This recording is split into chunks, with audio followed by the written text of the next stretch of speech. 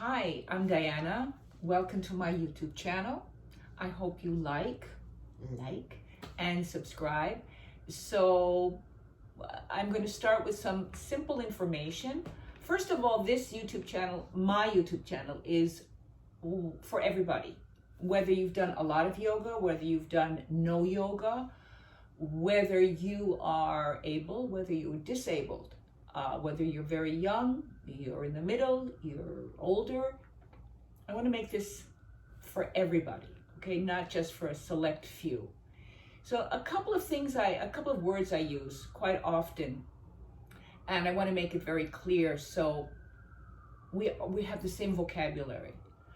First of all, the breathing, and that's very basic in every yoga class, that we breathe in and out with the mouth closed. Pretty simple, but sometimes it takes a bit of time to get used to. Second of all, I suggest that when you're doing your breathing with your mouth closed, that you keep a little bit of space in between your upper and lower teeth. So they're never tightly closed or closed at all, that there's a little bit of space there, and that your tongue can rest down at the bottom of your mouth, okay? That's two. And number three, when we're on our hands, and we will be for all kind of different poses, I'd like you to really spread your fingers like that, because what happens very often is the thumbs do that, they bend, and see if you can really, really stretch them out. The last thing is that I have an expression I use a lot. It's called the ball in the basket. So the basket is the pelvis. It is shaped like a basket, like a bowl, and the ball is your belly. It's kind of a simple concept, because that's one of the reasons I love it. The ball stays in the basket.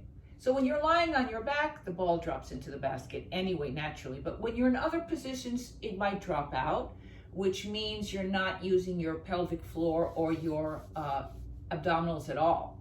We do want to use them, but not in a way like you suck your stomach in, you hold your breath, you don't want anybody to see your stomach. No. We're just a slight pelvic floor lift so the ball stays in the basket. Okay, so let's continue. Spread your fingers. Come onto your hands and knees. I'm going to start with some cat-cow, real simple. The way I do cat-cow is I use the breathing as if we were swimming. So on the next inhale, you lift your head with your mouth closed. You inhale. And on your exhale, it's like you dive under the water. With you exhale underneath the water, right? When you're under. And then with your inhale, you raise your head above the water and you exhale. So while we're doing this, a couple of things are happening. First of all, I look at my hands and I spread my fingers and I put quite a bit of weight on the thumbs.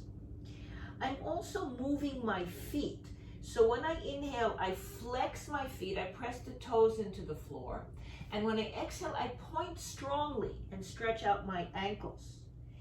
And of course, you are creating this space in your spine in between the discs. And you are inhaling and exhaling, creating a flow with the breath and a flow with your spine. So you're exercising your spine, you're exercising your back to some degree.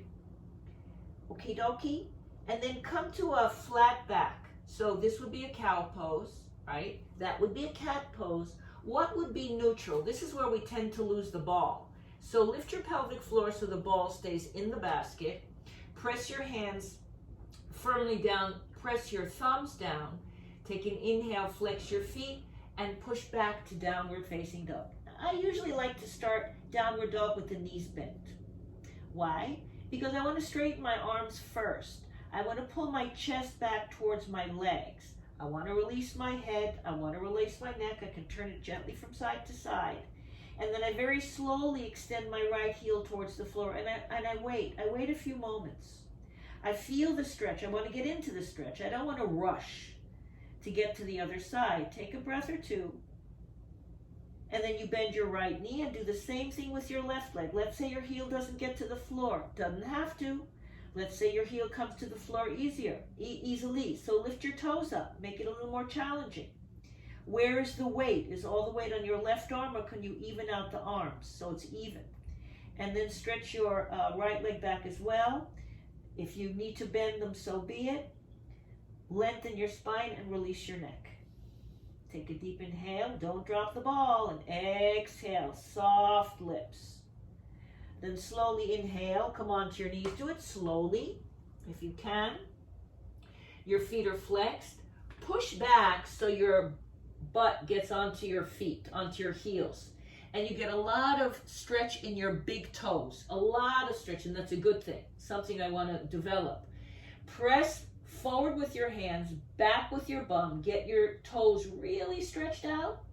Take another breath and another exhalation. Then you're going to lift your hips up so your hips are above your knees. Then you're going to walk your hands forward. You're going to straighten your arms again, just like you did downward dog. Keep the ball in the basket. Put your head on the floor. Try not to bend your elbows. If you need to take your hands wider, so be it. Press your thumbs down. Lift your pinkies up a little bit. Keep the ball in the basket. Stretch out those arms. If your head doesn't reach the floor, you can put it on a blanket or on a block or a cushion or something. Take a few breaths here so you're melting the chest. I'm not dropping the ball and keeping those arms straight.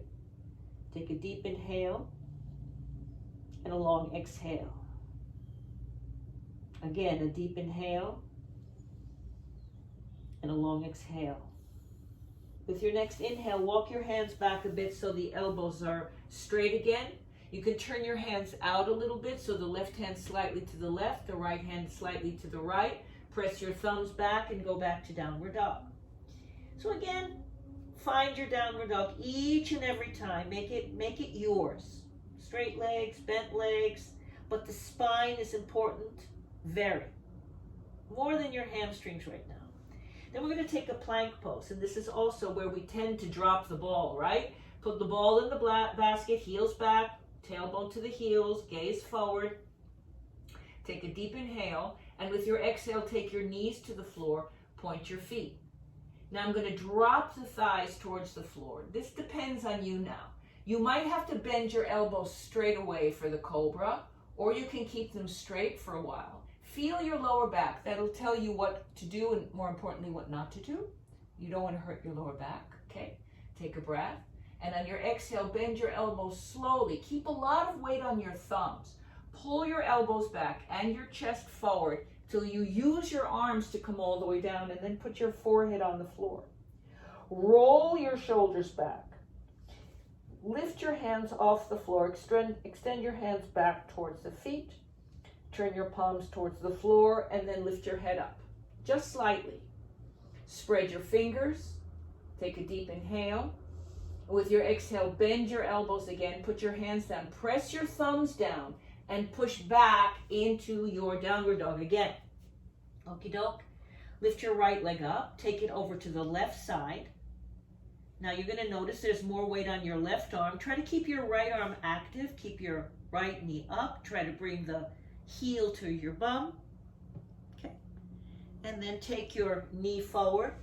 Place your right foot forward. Now, for some people, that foot isn't going to land there. So if your foot lands like this in the middle, take your right hand, move the foot manually till it gets forward in between your two hands. Take your left knee to the floor, point your left foot, lean forward, lift your left knee off the floor with your foot pointed. Take your knee back down, flex the foot, straighten your left leg again. With your next inhale, lift your right arm up and take it over your ears. Stretch well. Take a few breaths. See if you can move your hips a little to your left. And then take your hand back down and push back to downward facing dog. Let's inhale to plank pose again. Take your knees down, point your feet, glide your thighs down, open your chest, bend your elbows a bit, or keep your arms straight. Look up if you can, mouth closed. Back to downward dog you go. So you're going to lift your left leg up this time. Take it over to the right with your knee up. Feel where the weight is in your hands. Try to even out the weight. Bring your heel towards your bum. And then take your knee towards your nose. Round your back. Take your left foot forward. And again, move it manually if you need to. Take your right knee to the floor. Point the foot. Stretch out there. Take a breath.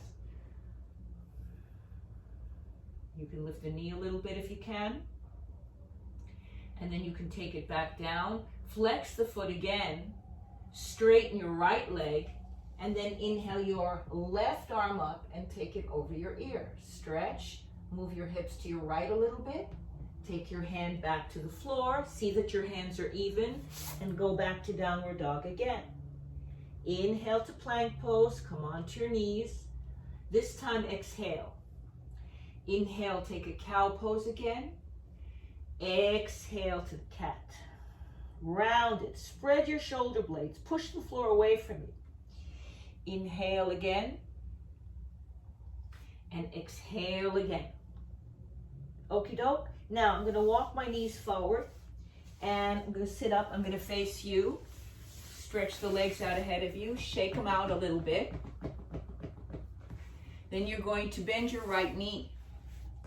You're going to hug it in so you get taller. Because if you pull in, you will lift up. If you just hang out there, it's going to be kind of droopy.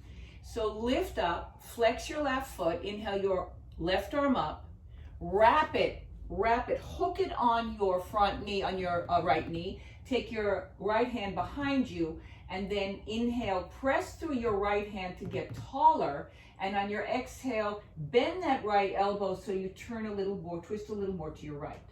And you take an inhale again, and you exhale. So try not to lead with your head because it's really easy to do that, but see if you can get that feeling of your upper back turning, and you get a twist.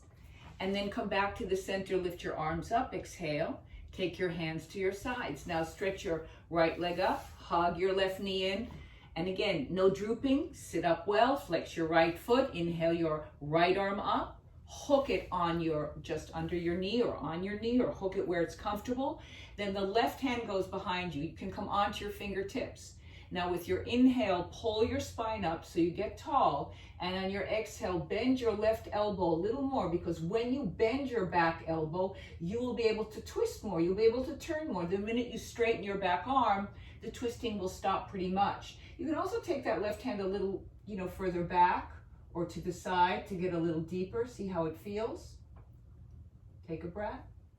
Exhale back to the center. Stretch both legs out ahead of you. Separate your feet and circle your ankles a few times. Big circles, feels good. Circle the other way around. Feels good. And bring your feet together, bend your knees, and then cross at your shins any way you want, whatever you're comfortable with.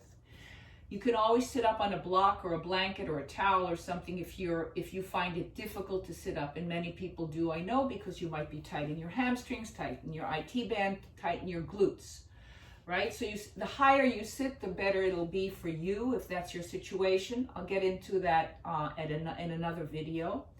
Put your hands on the floor, lean forward, press through your feet, flex your feet, lift your butt up, and swing your butt back a little bit. So you're more on your pubic bone. Sit well. Inhale your arms up. Hook your thumbs together. Stretch over to your right side. Put your right hand on the floor and keep going over. So I'm bending my right arm. The top arm is straight. I try not to take my arm in front of my face. I try to take it behind my ear. And I stretch. And we stretch. And this whole left side of your body stretches. The lung, the front of the lung, back of the lung. Feel it.